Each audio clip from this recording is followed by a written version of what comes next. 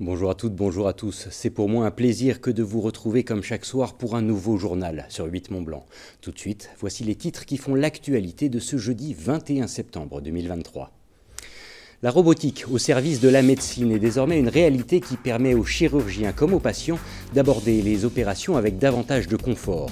Une évolution rendue possible notamment grâce à Mako, un robot spécialisé dans la chirurgie du genou. Reportage dans un instant.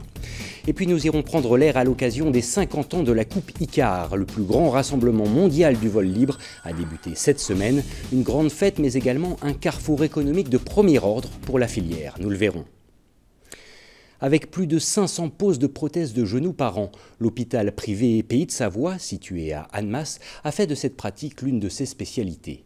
Depuis le mois de mars, les chirurgiens orthopédistes de l'établissement sont d'ailleurs aidés d'un robot ultramoderne, un condensé de technologie qui améliore sensiblement le confort des praticiens comme celui des patients lors des interventions. Plus de précisions avec ce reportage réalisé par Sébastien Germain. 9h ce jeudi matin, le docteur Liénard et son équipe se préparent pour une intervention chirurgicale. En l'occurrence, une pose de prothèse de genou sur un patient souffrant d'arthrose. Pour ce faire, le chirurgien va pouvoir s'appuyer sur les infirmières, l'anesthésiste, mais aussi sur Mako. Ce robot ultra-moderne est un concentré de technologie et depuis le mois de mars, il accompagne les 3 chirurgiens orthopédistes de l'établissement dans leurs opérations. C'est une assistance robotisée numérique qui nous permet de mettre en place la prothèse en gros quasiment sur mesure pour le patient, à la fois par rapport à sa taille d'os, mais aussi par rapport à ses tensions ligamentaires. Et ce robot permet de tout anticiper avant même de faire le geste. En fait, on fait une simulation du résultat définitif pendant l'intervention, avant même d'avoir coupé l'os. Donc du coup, on a une certaine garantie de résultat au moment où on met la prothèse. Grâce à la pose de capteurs infrarouges sur la zone du genou à traiter, Mako va créer une identité numérique sur un écran. L'intervention en tant que telle peut alors débuter. Et quand la robotique se met au service de la médecine, on peut légitimement penser qu'il s'agit d'une solution pour l'avenir. La chirurgie robotique dans le cadre de l'implantation de prothèses de genoux, c'est l'avenir automatiquement. On l'avait déjà vu avec la navigation il y a quelques années. Aujourd'hui, le robot Mako, c'est l'extension de ça, qui apporte une plus-value avec un bras motorisé. Et on voit déjà le bénéfice que cette chirurgie nous apporte. Et surtout, on imagine que les générations futures de robots vont encore permettre d'améliorer ces résultats. Avec ce nouvel outil de très haute précision, c'est donc une partie de l'approche de la pratique qui s'en trouve transformée. Après 3 ans de réflexion et d'acharnement, l'hôpital Haut-Savoyard a enfin pu se doter de ce bras robotisé révolutionnaire qui peut susciter chez les patients quelques interrogations. Hier, j'étais en consultation, j'ai eu le droit à tous les types de réactions. La plupart des gens ont entendu parler du robot et sont très favorables à ce qu'on utilise un robot pour les opérer. On a une petite population de gens, j'ai envie de dire, non pas sceptiques, mais qui ont besoin de comprendre ce qui se passe et qui ont peur d'être opérés par un robot. On a vu de nombreux films avec l'avènement de l'intelligence artificielle et ça peut faire peur à certaines personnes. Et on est obligé de leur préciser qu'en fait, ce n'est pas le robot qui va les opérer, c'est ni plus ni moins qu'une aide pour les opérer, mais que le chirurgien reste pleinement maître de l'intervention. L'avantage déjà avéré de Mako est qu'il apporte du confort et de l'optimisation, aussi bien pour les praticiens que pour les personnes opérées, avec notamment des cicatrices moins visibles, des douleurs post-opératoires moins intenses et une récupération plus rapide. L'hôpital privé Pays de Savoie d'Annemasse est seulement le 14e établissement de ce type à avoir investi dans l'achat de ce robot en France. On parle mobilité à présent. Engagés depuis quelques mois déjà, les travaux entrepris au niveau du diffuseur numéro 17 de Bonneville viennent de s'achever cette semaine. Un site essentiel pour le gestionnaire des autoroutes et tunnels du Mont-Blanc, car emprunté par près de 11 000 véhicules chaque jour. Un enjeu de taille expliqué dans ce reportage de Kezia Poudou. L'échangeur de Bonneville va bientôt faire peau neuve. Parmi les principaux changements, le parking de covoiturage présent près du péage sera agrandi, passant de 35 à 100 places. Ce sont donc 65 places supplémentaires qui sont créées pour faciliter la diminution de l'empreinte carbone des déplacements. Il y a des véhicules classiques qui viennent sur l'autoroute. Et donc nous devons faire en sorte que chacun puisse, à proximité de l'autoroute, trouver une capacité d'accueil pour son véhicule. Véhicule qui peut être la voiture pour venir de chez soi jusqu'au point de covoiturage, mais qui peut aussi être le vélo. Et nous allons par exemple ici à Bonneville mettre en place des consignes à vélo sécurisées pour faire en sorte qu'on puisse laisser son vélo en confiance et rejoindre une personne qui vous covoiture jusqu'à votre travail ou qui vous ramène à votre domicile. ATMB profite de ces travaux afin de renforcer la sécurité des usagers sur ce giratoire et notamment celle des vélos. Toujours dans cette démarche de favoriser les transports doux, une bande cyclable va être ajoutée ainsi que 2 arrêts de bus, un projet qui poursuit les objectifs du département de la Haute-Savoie. Cet échangeur, c'est vraiment une chance pour Bonneville. On peut contourner Bonneville par l'autoroute. Et le fait de le moderniser et de s'inscrire dans cette logique de favoriser le covoiturage, de favoriser le vélo, vous le savez, en ce qui concerne le vélo de covoiturage, on en a vraiment fait une priorité absolue au département. Donc on est heureux, on finance à hauteur de 30% l'ensemble de ces investissements qui préparent l'avenir, encore une fois, vers une mobilité moins carbonée ou en tout cas plus décarbonée. Au-delà de l'aspect environnemental, ces travaux ont également pour objectif de désengorger le trafic dans ce secteur. L'intérêt de cet équipement, c'est à la fois, effectivement, il résout des problèmes de places de parking, de manque de places de stationnement, mais aussi il va améliorer la fluidité de la sortie de cet échangeur autoroutier, qui est un axe extrêmement important, puisqu'il a été construit il y a une quinzaine d'années, dans la perspective aussi de ramener le trafic routier qui va vers les stations de ski pour sortir vers Bonneville, la ligne droite d'Aïs, ensuite la déviation de Marigny-Vougy.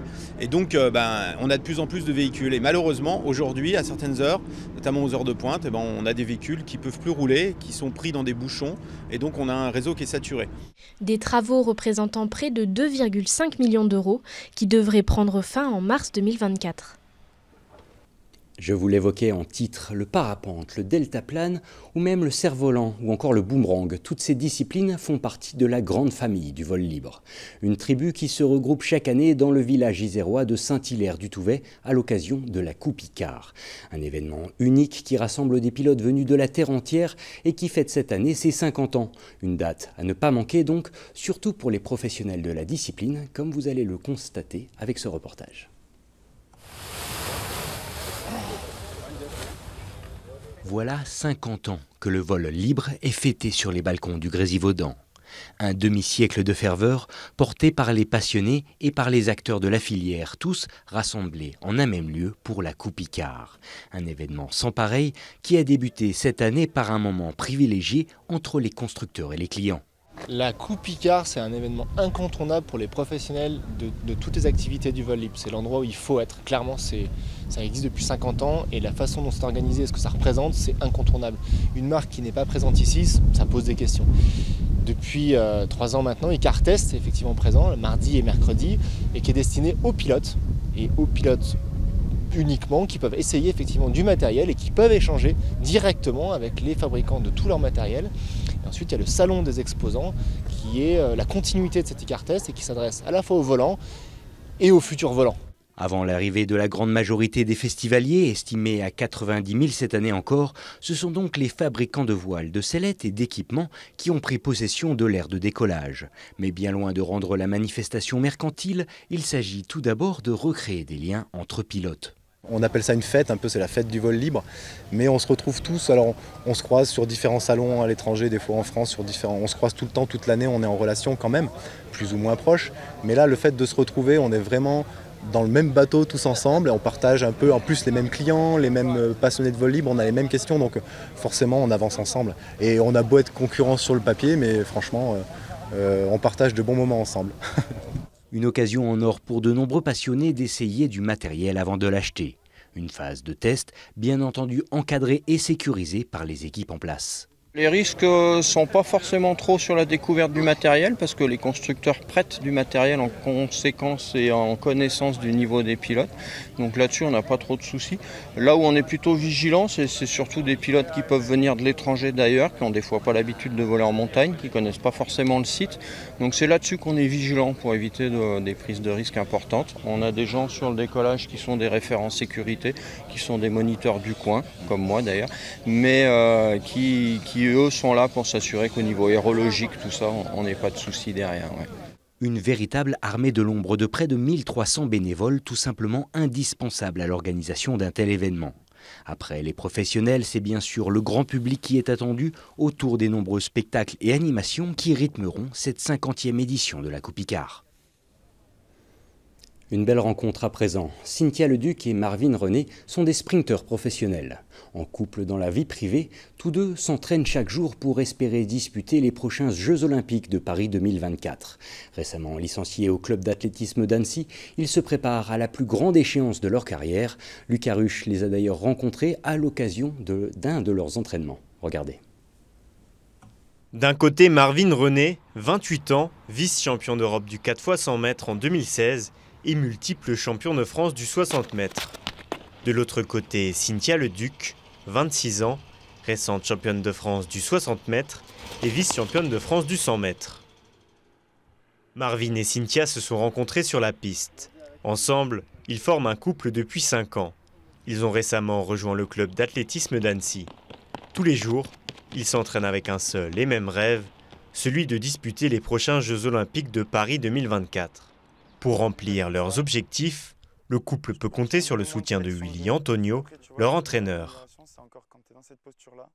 Ils ont des qualités qui sont complètement différentes. Il y en a un qui a des qualités d'élasticité musculaire, Marvin, et l'autre qui a une force naturelle, Cynthia. Donc c'est deux choses qui sont complètement différentes. Après, au niveau psychologique, il y en a un qui est un peu plus introverti, plus dans la compréhension intellectuelle des choses demandées, Marvin. Et puis, on a Cynthia qui est un peu plus extravertie, qui est plus dans la rigolade, plus dans la discussion. Donc, ils se complètent bien, je dirais, et je dirais que le fait d'être à deux doit être plus une force parce qu'ils se comprennent, ils ont les mêmes difficultés, ils ont les mêmes motivations. Donc, moi, je trouve que c'est super d'avoir ce projet-là ensemble, quoi. À la fin de leur entraînement, je me suis dit qu'il serait intéressant de les connaître un peu plus. Pour cela, quoi de mieux qu'une petite interview inversée? Donc Marvin, sa personnalité, c'est qu'il est calme, complexe, lucide, déterminé et qui réfléchit énormément. Et ça se retransmet sur la piste, parce que c'est quelqu'un qui réfléchit énormément sur la technique. En gros, sur tous les aspects de l'athlète, il va être vraiment très pointilleux là-dessus. Sportivement, en fait, son aspect de la vie de tous les jours se retranscrit dans l'athlétisme. C'est que sur l'athlétisme avec les gens, elle ne va pas se prendre la tête, elle est très sociable, très joviale également dans son entraînement. Que ce soit dur ou pas, elle a toujours gardé le sourire. Elle est très persévérante et simple dans son approche des choses. C'est que là où moi j'aurais tendance à réfléchir, elle prend les choses assez simplement à partir du moment où tu l'expliques bien et le retranscrit tout aussi simplement. Marvin, Cynthia et leur entraîneur rêvent de disputer les prochains Jeux Olympiques de Paris 2024. En juin prochain, ils participeront d'abord au championnat d'Europe d'athlétisme où ils espèrent performer en battant leur record personnel. Et nous voilà déjà arrivés au terme de ce journal. Merci de votre intérêt pour l'actualité sur notre antenne. Merci à toute l'équipe.